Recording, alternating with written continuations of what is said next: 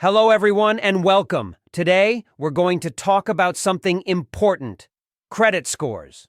Now, I know it might sound a bit fancy, but don't worry, we'll keep it simple. So, what exactly is a credit score? Well, think of it as a grade for how well you handle money. It's like a report card for your finances. Now, you might wonder, why does this matter? Well, a good credit score can be really helpful. It's like a passport to financial opportunities.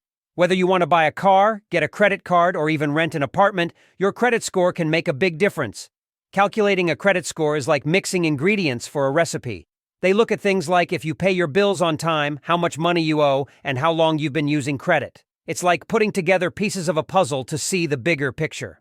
All right, now for some tips. Pay your bills on time, don't use too much of your credit limit, and keep those credit cards in check. It's like taking care of a plant. A little attention goes a long way. So, in a nutshell, a credit score is like your financial report card. The better it is, the more doors open for you. Take care of your finances and your credit score will thank you. Thanks for joining us today. Until next time, stay financially savvy.